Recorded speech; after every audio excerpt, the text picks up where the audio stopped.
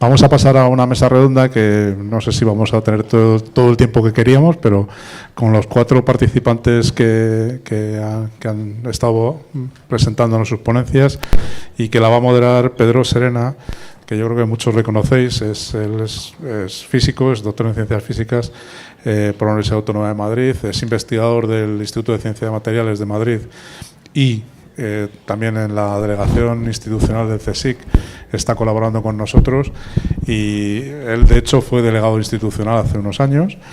Y bueno, pues aparte de su labor investigadora, Pedro es muy conocido tanto por su labor de gestión, tanto como decía en la delegación como en otros organismos y otros institutos del CSIC, y también es muy conocido por su labor divulgadora, participando en un montón de exposiciones, conferencias, ciclos, etcétera. Y aprovecho para invitaros a una exposición que tiene ahora en el Museo Nacional de Ciencia y Tecnología en Alcobendas, de la que es comisario, relacionada con microscopía. Es una exposición que creo que merece la pena visitar. Lo dejo en sus manos. Iba a decir que el objetivo es acabar a las 2, pero me he dado cuenta que eran las 2 menos cuarto. Entonces, bueno, les iba a pedir a los moderados que se pongan el WhatsApp en modo 1,5 por o 2 para que respondan lo más rápidamente posible en menos tiempo. Las preguntas, de hecho, bueno, ya estaban pactadas, con lo cual tienen que venir aprendidas, y van a ser una especie de resumen sobre los temas tratados ya en la mesa, ¿no? Como aquí nuestro amigo sevillano va a perder el tren, voy a empezar por la última, ¿de acuerdo? Así. Y bueno, que realmente ya me la ha respondido, ¿no? Pero venía a decir que, bueno, que el Instituto Nacional de Seguridad y Salud del Trabajo tiene un documento que es Trabajo y Salud Psicosocial en Pymes, y precisamente yo siempre he dicho que no los centros, sino que cada grupo de investigación es como una pyme, porque se tienen que buscar sus recursos en una gran parte, etcétera, ¿no? Entonces, pero las personas que los hemos dirigido no tenemos adecuada formación como líderes de grupo. Entonces, en ese sentido era... ¿crees que sería oportuno una elaboración de una guía o cursos dirigidos específicamente a nuestros investigadores, sobre todo los que entran, ¿no? En fase Ramón y Cajal, por ejemplo, que tienen 5 o 6 años por delante para poder ser directores, buenos directores de sus grupos, que igual alguno acaba siendo director del centro, o delegado institucional, o presidente del CSIC, ¿no? Es decir, la idea, pues, si sería una buena idea y cómo afrontar esa formación, ¿de acuerdo? Mediante guías, cursos específicos, etcétera. Bueno, que es una buena idea, indudablemente. Una cosa que observamos que las personas normalmente, a pesar de que tengan las personas que trabajan en nuestro centro, a pesar de que muchas de ellas tengan una cualificación académica bastante alta, bajo el punto de vista de riesgo psicosocial y PRL, su formación es muy baja, porque son asuntos que no se tratan, a no ser en el entorno del sitio en el que se trabaja y tal. Nosotros hemos tenido con algunos conflictos desagradables que han generado el trabajo de muchas personas, la intervención de muchas personas para poder arreglarlo, y que cuando lo arreglas y ves lo que ha pasado, dices, vaya por Dios, esto si se hubiera hablado al principio y se hubiera explicado al principio a las personas que han sido víctimas de estos conflictos, una mínima formación en relaciones personales en el ámbito laboral, y si se hubiera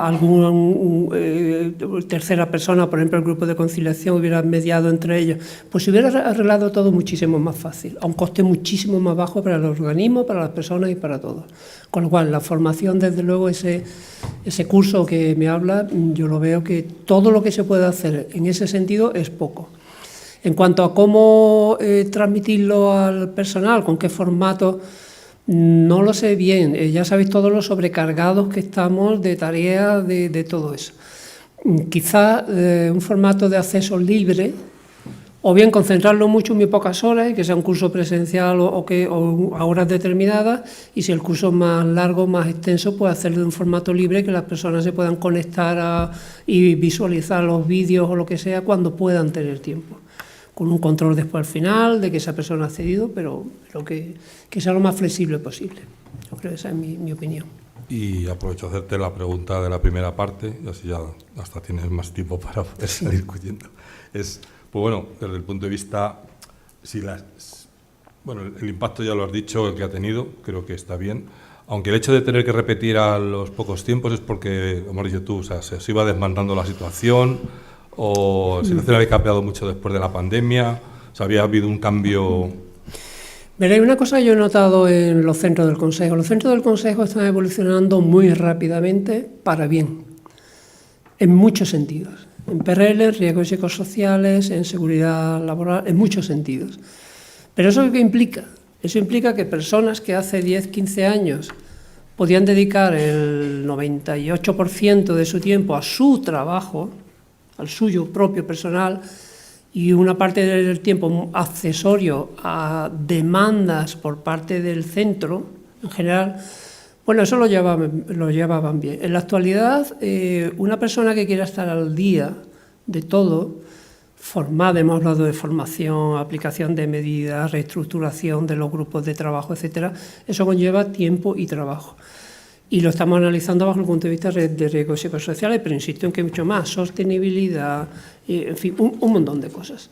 Entonces, eso pesa bastante en las personas, que el porcentaje de tiempo que tienen que dedicar a optimizar su entorno de trabajo cada día es mayor.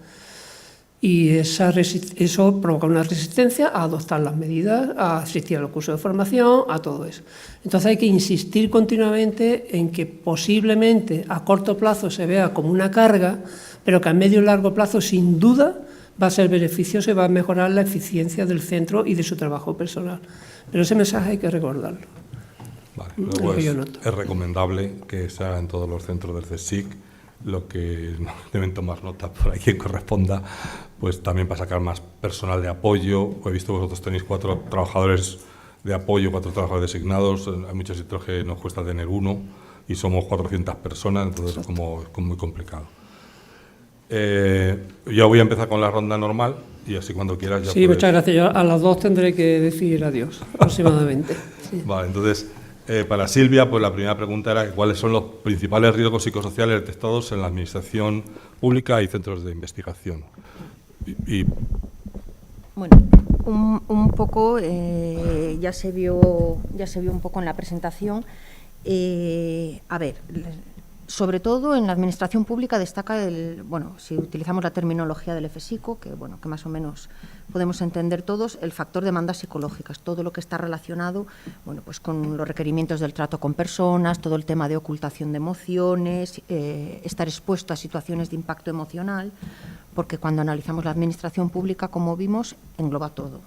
El sector sanitario tira mucho de esta situación y todo lo que tiene que ver el trato con personas, ¿vale? Y también hay otro factor que está, que sale muy en rojo, por decirlo de alguna manera, por seguir con los colorines, que es el factor relaciones y apoyo social, ¿de acuerdo? Y esto a mí personalmente me ha sorprendido, sobre todo con la escasez de acceso y apoyos instrumentales, pues que como que estos son autopercepciones, ¿vale? Como que se perciben con pocos recursos, ¿de acuerdo?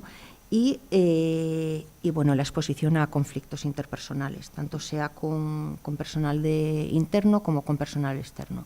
Esto, son los principales factores que he detectado. En los centros de investigación del CSIC, los centros de investigación en general, posiblemente tengamos que hablar de factores que estén relacionados, espero no equivocarme, con la competitividad, ¿vale? Con el tiempo de trabajo, con la presión por objetivos. Y todo lo relacionado es posible creo que es importante tenerlo en cuenta con las condiciones de empleo, que no es lo mismo que las condiciones de trabajo, ¿de acuerdo? Las condiciones de empleo es un ámbito que no es la prevención de riesgos laborales, pero somos un todo y no podemos abordar una cosa sin tener en cuenta la otra, ¿vale?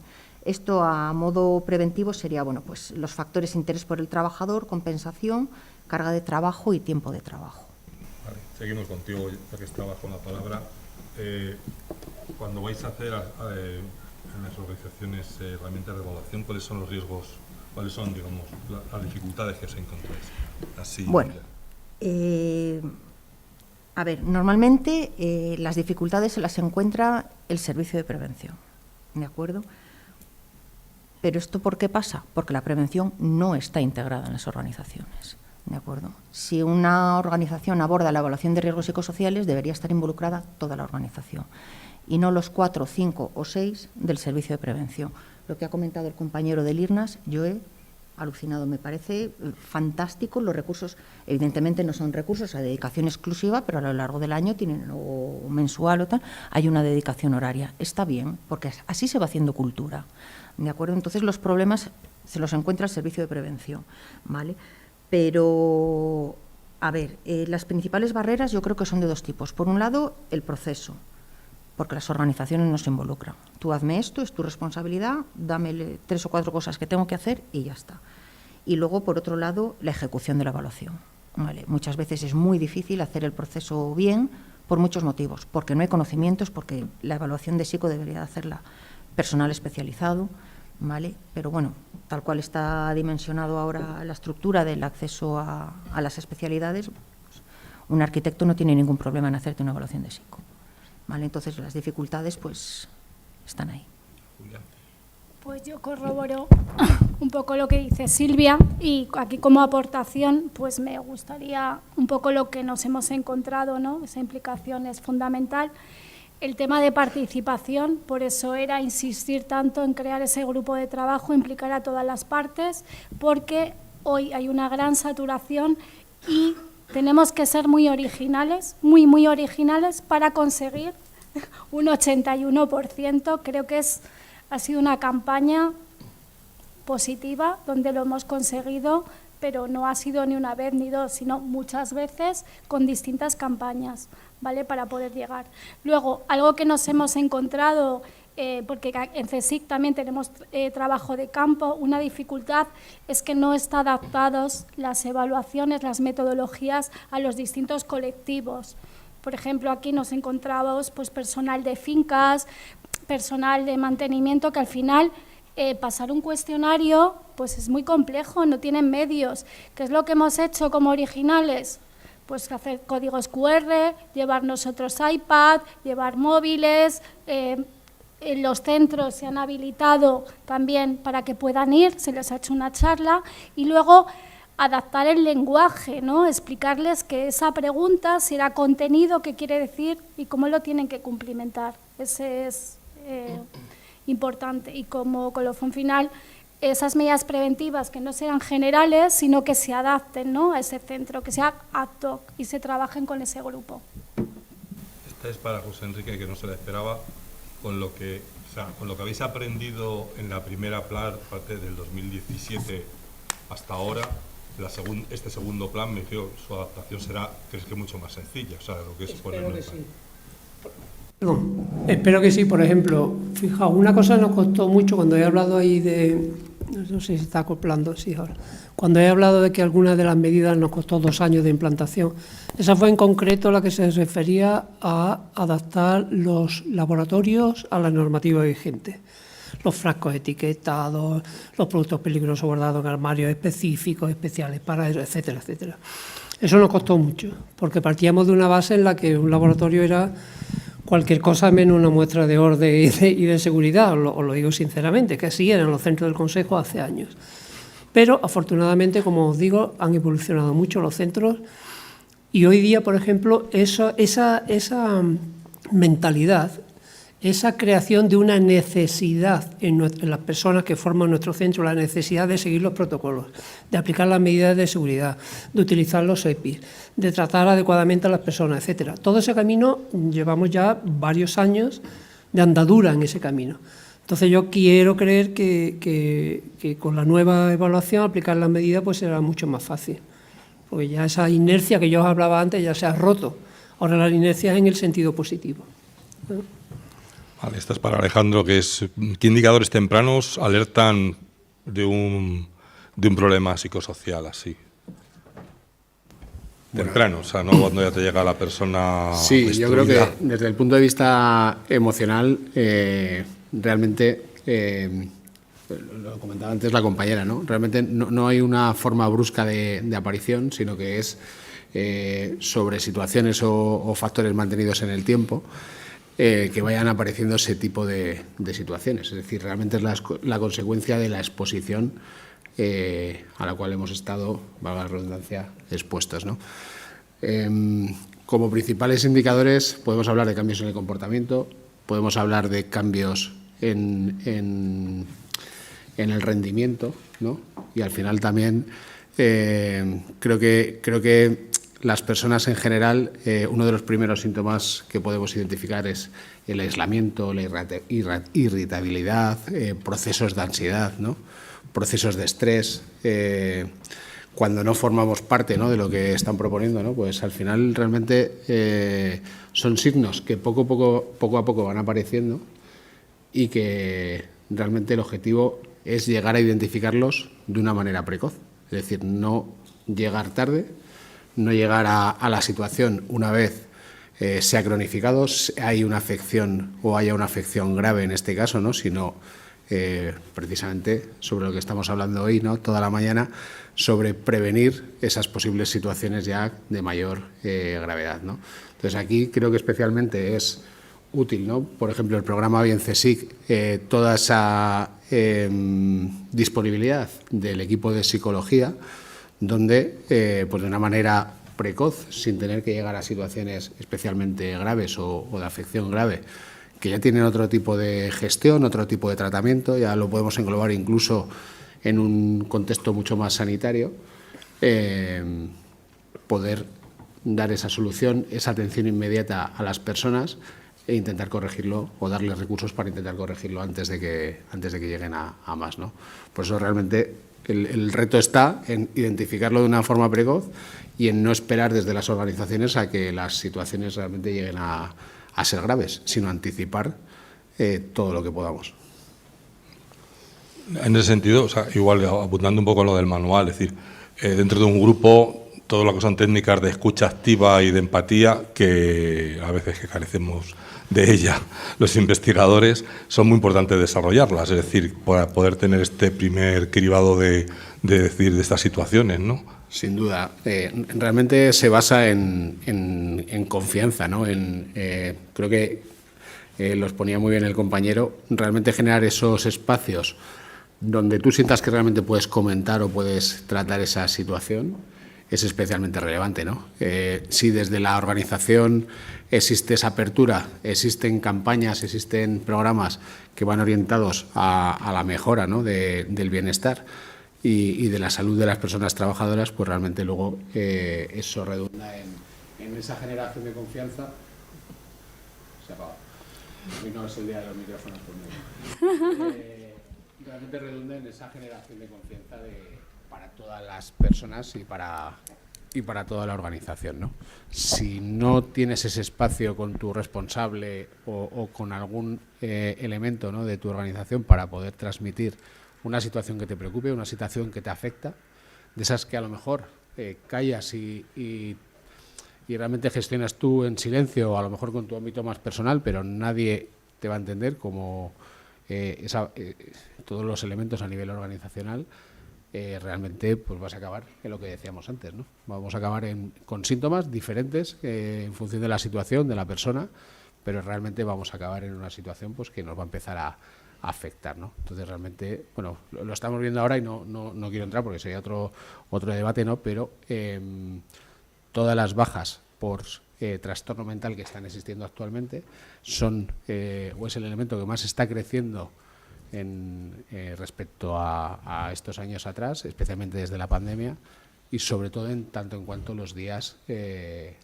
los episodios, ¿no? Estamos ya por encima de los 100 días de media, con lo cual son procesos que como no haya una solución detrás, como no haya una intervención detrás, realmente es muy difícil que la persona se pueda reincorporar con garantías o en un correcto estado de salud, ¿no? Y ahí tenemos el problema que está persistiendo actualmente de que realmente son personas que sin ayuda cronifican su situación y todo va a peor. Muy bien. Esta es para Julia, sí, que nos despedimos. Venga, nada, buen viaje. ¿Qué factores son más determinantes para que un proceso de evaluación funcione bien, ¿no? Es decir, 2 o 3, los más claves a tu... Bueno, lo he contado un poco antes, todo el proceso. Para nosotros ha sido fundamental ese acompañamiento desde el servicio de prevención de CSIC, el contarnos todo, el ir ya, ¿no?, con con una idea, con una historia, en crear ese grupo de trabajo con la parte social, con las direcciones, gerencias. Creo que es fundamental, que ha funcionado y creo que es en la línea, ¿no?, que se debe seguir. La metodología, como decía antes, las unidades de análisis, la comunicación, esa campaña, ¿no?, y ese acercamiento a las personas, incluso, bueno, pues la parte social, de ir sitio por sitio, comunicando, la participación, estar muy pendientes de esa participación. La explicación de los resultados es fundamental, trabajar en común y en consenso con todas las partes esas medidas preventivas y luego trabajar los plazos y las prioridades. Nos parece fundamental. Una pregunta, si está también fuera de... Y sé sincera, por favor. Cuando llegas a un instituto, ves su tamaño, tipo de investigación que hace, idiosincrasia, llegas al siguiente y puede ser muy distinto. Totalmente. Entonces, ¿cuántos necesitas conocer más o menos para que ya no te pille de sorpresa el N+1? Bueno, o siempre te pillas de sorpresa. Tendría que decir que CSIC es imprevisible. Es imprevisible. O sea, creo que ha sido un aprendizaje y siempre digo, ha sido nuestro mejor cliente, el más exigente, donde hemos construido, donde llevábamos una reunión. Aquí yo sigo a una persona que no puede, no, de decir, tienes que llevar todo súper preparado, organizado, ¿no? Llevar una metodología, pues aún así había sitios donde te la cambiaban. Y algo que no preveías, para eso está nuestra labor sociológica, ¿no?, de ante las adversidades, increíble. Pero ha sido un aprendizaje enorme. Vale. Una pregunta para todas, sí, que breve también. He visto que hemos visto 3 metodologías. ¿Se mide todo lo que importa? ¿Falta algo? ¿En alguna sobra algo? ¿Cómo comparan, por ejemplo, si hubiéramos hecho los mismos resultados, las mismas evaluaciones, digamos, con las distintas metodologías? ¿Son tan diferentes? Bueno, yo creo que en general las metodologías... A ver, hay de todo. En general, más o menos se mide lo que importa, pero creo que se mide demasiado. Vale. Creo que las evaluaciones tienen que evaluar la exposición a factores de riesgo y centrarse en factores de riesgo psicosocial. ¿Vale? Cuando preguntas por efectos a la salud, eso ya es vigilancia de la salud. ¿Vale? Es muy común que en el saco de psico caigan cosas que no son de psico, que caiga el género, que caiga el liderazgo, que caiga la vigilancia. Abordar desde una evaluación de exposición a riesgos psicosociales todos esos temas es muy difícil. Creo que deberíamos de centrarnos en factores de riesgo, pero bueno, en general las metodologías más ampliamente utilizadas, yo creo que los mínimos los mide. Evidentemente que en función de una u otra, bueno, puede haber diferencias, pero si hay un problema de gestión de tiempos, va a salir rojo, se utilice lo que se utilice, creo. Aquí a mí me faltaría un poco adaptarse a los nuevos tiempos, ¿no? Profundizar más en relaciones interpersonales, conflictos, acoso, violencia, un poquito más, y cómo afectan las tecnologías, la digitalización, el tema de la IA, donde ya nos lleva. Me faltaría un poquito, ¿no?, ver cómo está afectando a la población para poder poner, porque va a ser, bueno, es nuestro futuro, nos gusta o no nos gusta, y tenemos que ver cómo afecta. Pues a mí me gustaría decir una cosa, que es que realmente, por hacer un apunte, hemos hablado de diferentes instrumentos de medición de factores de riesgo psicosocial. Hablábamos de FESICO, de ISTAS, de Mentally, y luego está la metodología. Para mí son dos cosas distintas, ¿no? Entonces, la metodología realmente que habéis aplicado o que hemos aplicado, ¿no?, en el diagnóstico, en las evaluaciones de riesgos aquí en CSIC, creo que es lo que marca especialmente la diferencia, ¿no? La manera de abordar todo ese proceso de diagnóstico, desde la reunión previa con los grupos de trabajo, toda la integración, ¿no?, que se ha realizado con todas las partes para poder llevar a cabo el proceso y tener esas garantías, primero de participación, que ya es un primer superindicador, y luego en todo el resto del proceso, creo que es lo que marca la diferencia, ¿no? Entonces, más allá de eso, el instrumento, por supuesto, es importante, pero como decían las compañeras, ¿no?, creo que que todos están alineados. Sí que es cierto, y como decía Julia, ¿no? que realmente creo que falta, y esto es importante, esa comparativa, ¿no? con lo que está ocurriendo en la sociedad actual, y eso, por ejemplo, tanto el FSICO como ISTAS actualmente son baremos, que totalmente son válidos, pero están baremados con una muestra de hace muchísimos años, con lo cual ahí el reto tiene que ser el poder actualizar toda esa información para que realmente se pueda comparar la sociedad de hoy con la sociedad de hace 20 años, ¿no? Más allá de eso, como digo, creo que lo importante es la metodología, creo que lo importante es utilizar, independientemente del instrumento, todo ese trabajo integrado, hacer siempre una fase cualitativa, que es que aporta muchísima información, te da mucho contexto respecto de lo que hemos recogido en la fase cuantitativa, y a partir de ahí trabajar muchísimo en el plan de acción, que realmente es lo que posteriormente va a llegar, ¿no? a cada uno de los centros, a cada una de las personas trabajadoras, y lo que realmente va a impactar en, se supone, una mejoría, ¿no? Ya que estamos contigo, otra pregunta sobre, a tu juicio, ¿cuáles han sido las intervenciones que habéis hecho en el Consejo que han sido más importantes o más eficaces, o que tenéis la sensación, y cuáles os han quedado cosas en el tintero que quizá habría que haber profundizado? Bueno, creo que como hemos venido hablando durante la mañana, realmente no hay un elemento que marque la diferencia respecto de los demás. Es decir, creo que la clave del éxito es ese programa integral, ese Bien CSIC 360, ¿no? que aborda desde la psicoeducación, con prevención primaria, la evaluación diagnóstico con la prevención secundaria y también con esa intervención, ¿no? ¿Qué más o qué nos hemos podido dejar en el tintero? Quizás, ¿no?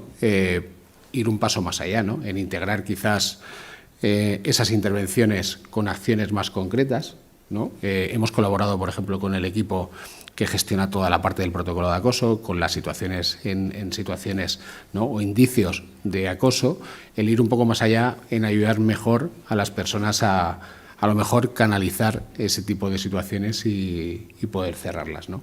Pero en definitiva creo que el éxito es este, ¿no? El integrar todos los elementos, el que esté integrado dentro de la organización, porque sin integración tampoco seguramente vamos a conseguir los resultados que hemos previsto, y sobre todo en apostar por ello a medio y largo plazo, ¿no? Es decir, no es un programa que como habéis comentado al inicio, ¿no? En la última licitación de hace un par de meses habéis vuelto a incluir todo este programa en todas las fases, y eso significa que se quiere, ¿no? avanzar más, que se quiere mantener y que se está apostando realmente por ese cambio que estábamos proponiendo, ¿no?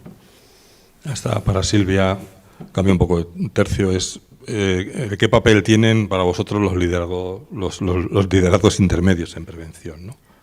A ver, los mandos intermedios son, yo creo que los informantes clave en una evaluación en general, y de psico más todavía. En teoría deberían de ser los que mejor conocen a los equipos, ¿vale? Pero, claro, ¿qué pasa?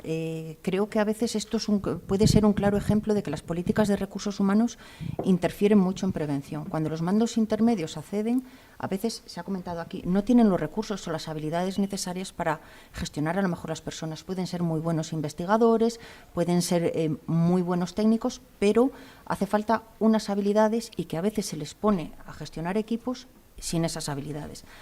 Muchas veces se está perdiendo ese recurso desde el punto de vista preventivo porque no se les forma, y que es que son fundamentales porque son los que mejor deberían de conocer a sus equipos.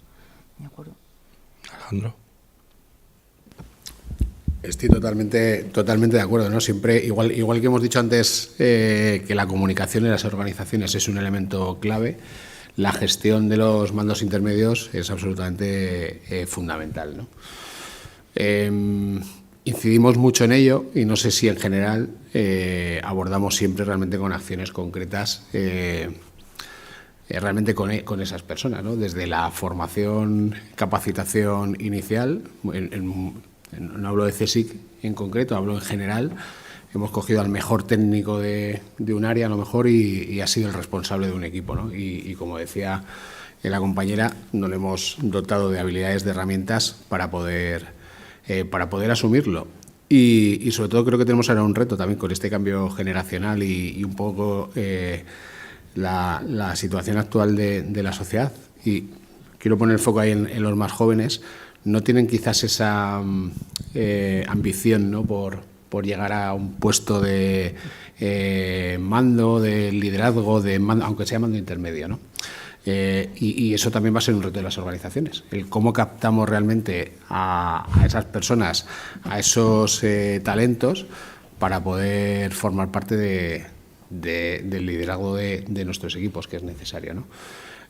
Antes a lo mejor íbamos, no sé si por inercia o era más esa ambición que podíamos tener. Ahora, pues quizás como estamos abordando también estos asuntos de otra manera, o hay más conocimiento, hay más sensibilidad, quizás, y no quiero decir que haya menos compromiso, ¿no?, porque no sería injusto, pero de alguna manera hay un reto en atraer a las nuevas generaciones a ese tipo de responsabilidades, ¿no?, porque si no, de aquí a unos poquitos años nos vamos a encontrar que nadie va a querer asumirlo, y esto creo que en algunos lugares ya está pasando.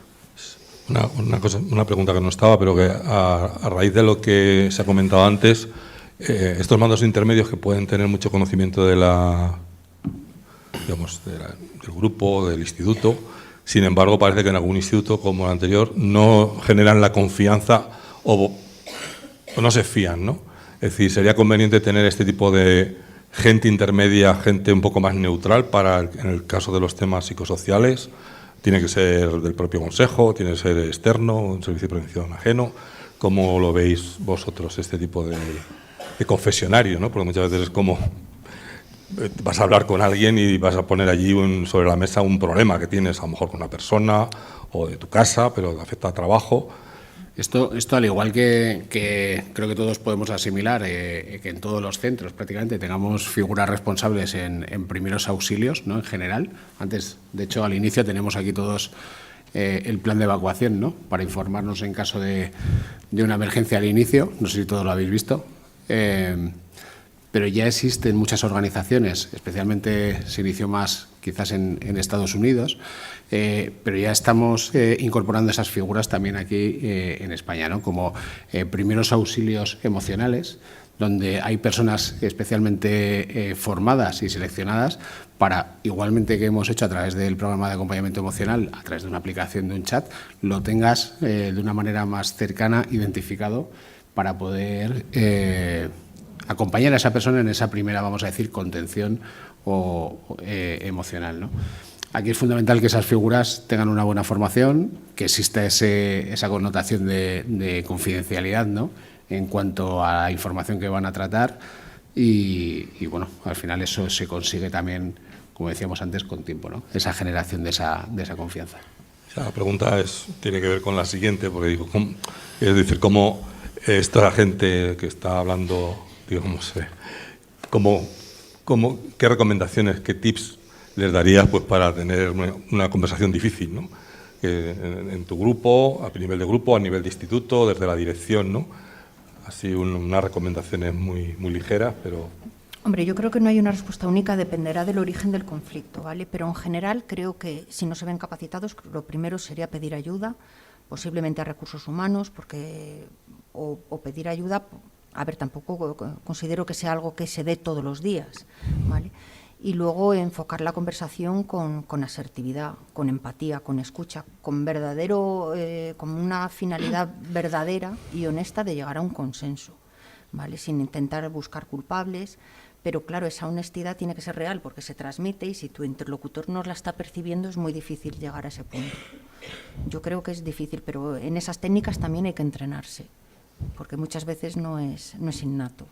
Julia, ahí que nos dice... Que yo aportar a lo que dice ella, nos ha parecido, cuando hemos trabajado cualitativo, lo que hemos detectado y hemos puesto como medida es dar a esas personas responsables o las personas implicadas, dar técnicas de negociación colaborativa, donde hay que formarles, adiestrarles, reuniones one-to-one, reuniones con las partes implicadas. Nos parece fundamental el técnico de prevención de PRL, especialista en riesgos psicosociales. Hay que formar a las personas, forman un papel muy importante para que, bueno, genere esa confianza y ayuden a las direcciones y gerencias de los centros.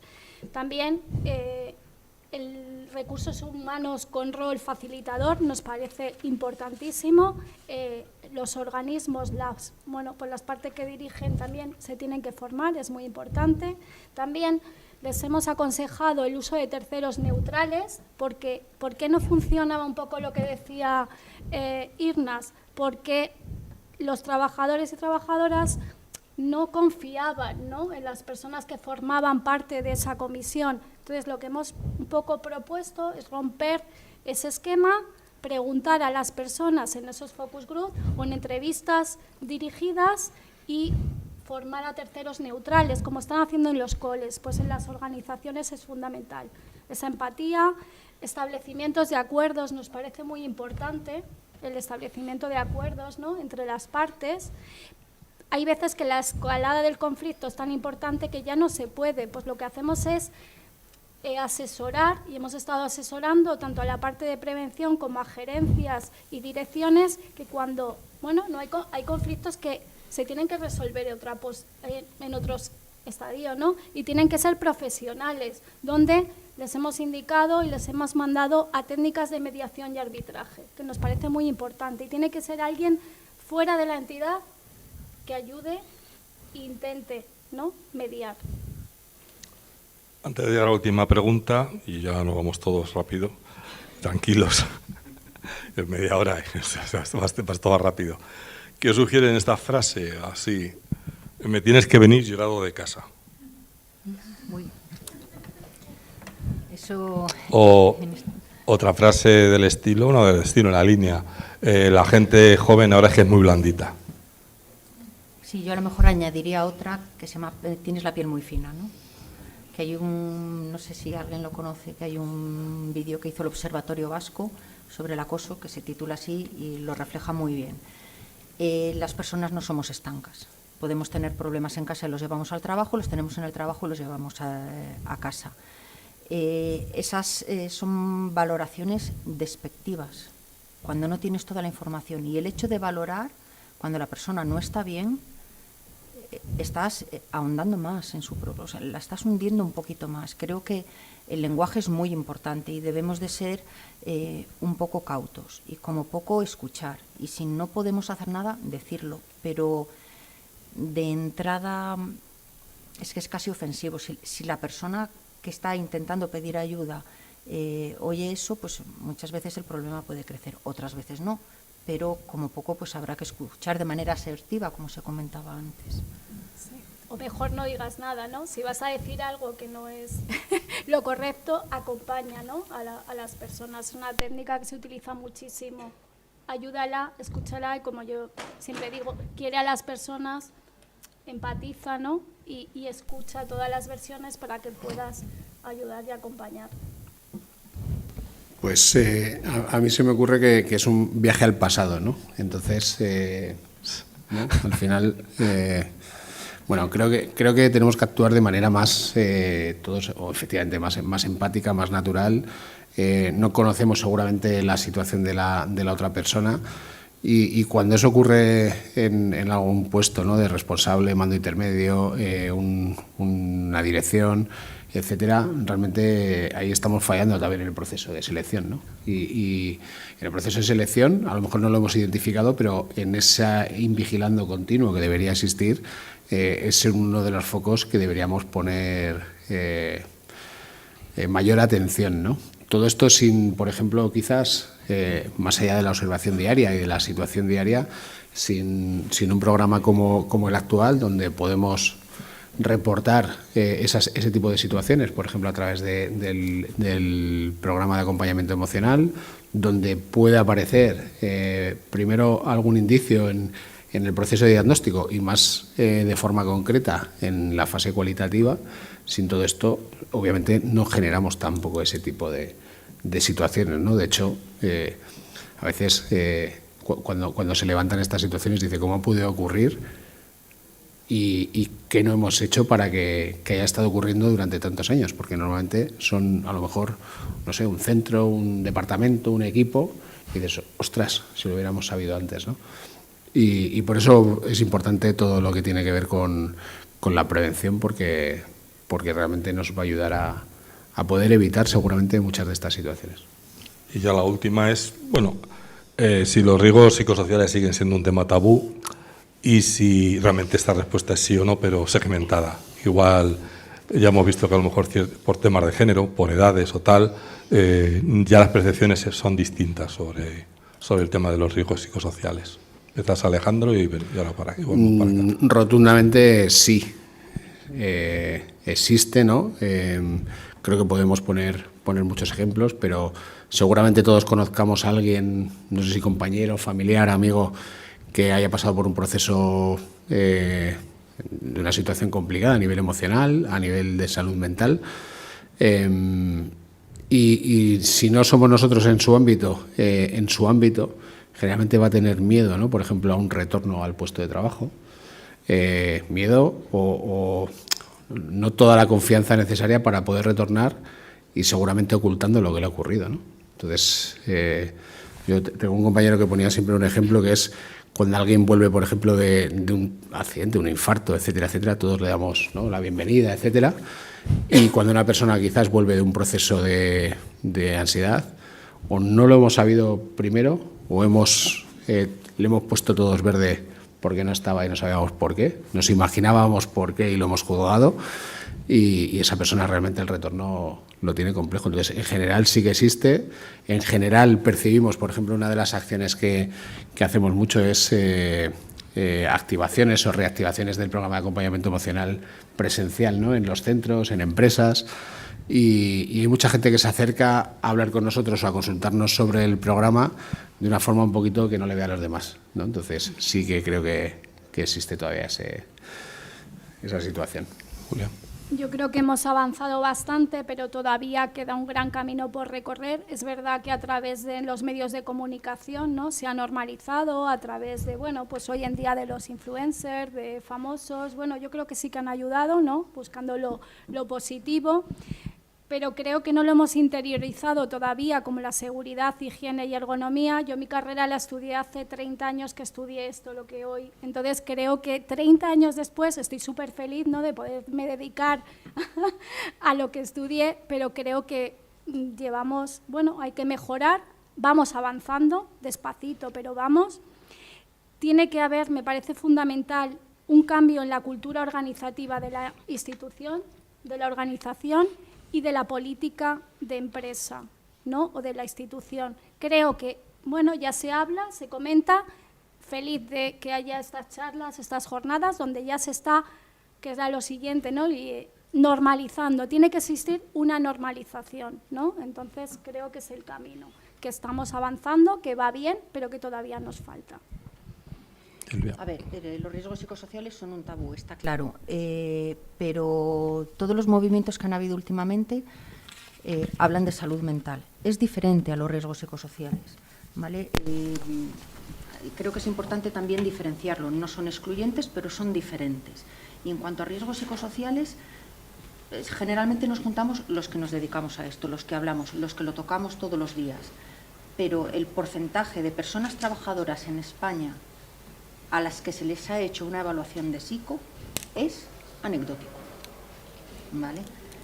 Por lo tanto, la masa laboral española está en pymes y micropymes. Ahí no llega casi la prevención, y lo psico ya sería para nota.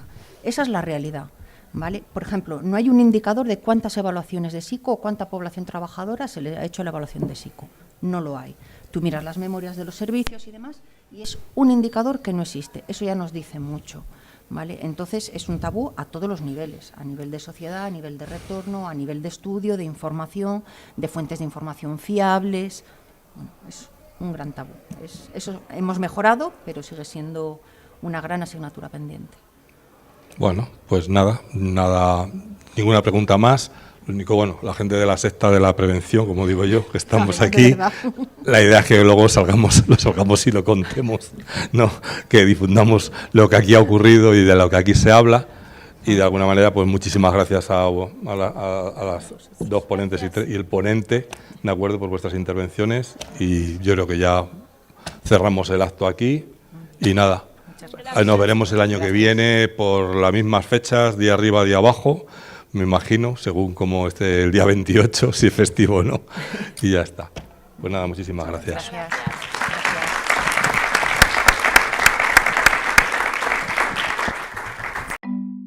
CSIC, Consejo Superior de Investigaciones Científicas.